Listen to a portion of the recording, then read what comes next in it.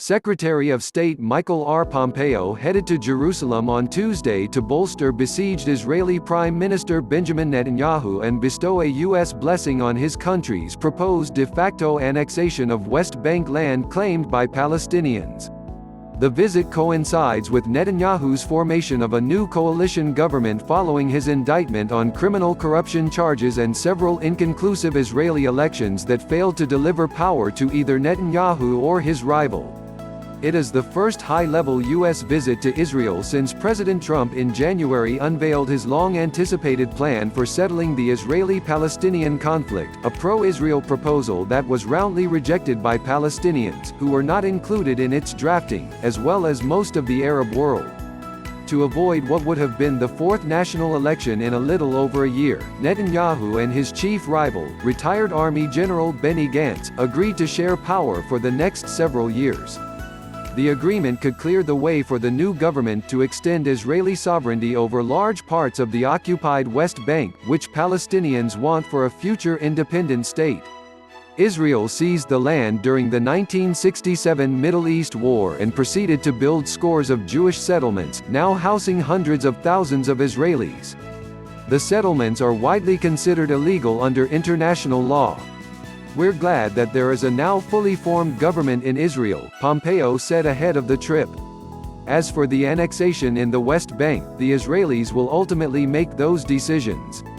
Many believe annexation will be the final nail in the coffin of the two-state solution. The long-cherished notion that creating a Palestinian state alongside Israel would be the best formula for a peaceful end to one of the most intractable conflicts in the Middle East. It would make it much harder to dismantle some Jewish settlements, as had been envisioned in some past peace plans. The Trump administration, reversing decades of U.S. foreign policy, is ready to welcome Israel's unilateral annexation of the Jewish settlements, despite fierce opposition by Palestinians, senior U.S. officials said. Pompeo's visit seems designed to give that approval. "There's always a lot to talk about with the Israelis," Assistant Secretary of State for the Near East, David Schenker, said when asked about the timing of the trip. "I think it's fortuitous timing, but this was something that was in the works before we learned of the date of the government formation." Under the Trump plan, Israel would also be allowed to take control of the Jordan Valley, the section of the West Bank along the Jordan River and abutting Jordan.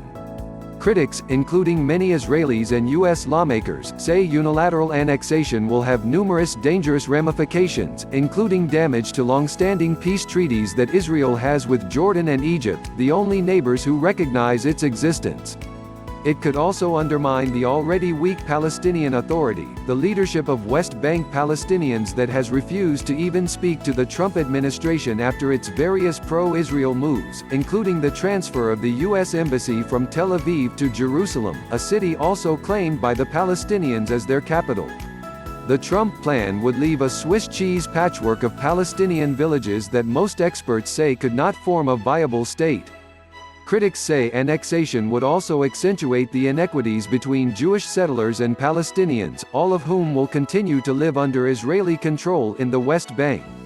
"This will be the end of the idea of Israel as a Jewish democratic state and it will be an apartheid state," said Shaul Arieli, a retired Israeli army colonel and part of a group of former military officials who seek peace with the Palestinians. The Trump administration has provided a good umbrella for Netanyahu and pro-settlement advocates to push away from compromise with the Palestinians, he said. "Israel can do almost everything it wants," said Arieli, also a senior advisor to two-state advocate Israel Policy Forum. "Only the U.S. has leverage on Israel, and if they are on Israel's side, the right wing can do everything it wants to cancel the viability of a two-state solution." The U.S. ambassador to Israel, David Friedman, has said that the U.S. would recognize annexation within weeks. Pompeo will also use his brief time in Israel to discuss Iran. Since Trump pulled out of the international Iran nuclear deal, Iran has continued to build up its proxies in the region, some of which, like Hezbollah in Lebanon, are seen by Israel as particular threats. Pompeo is making this trip because he recognizes the United States and Israel have much to learn from each other as we address current threats, whether those threats stem from a global pandemic or from Iran's malign regional influence, Schenker said. Pompeo will spend barely 8 hours on the ground in Israel. His only other international travel since the coronavirus outbreak was a similarly brief trip to Afghanistan in February, when the US, the Afghan government and the Taliban were attempting to reach agreement on a ceasefire in the United States' longest war.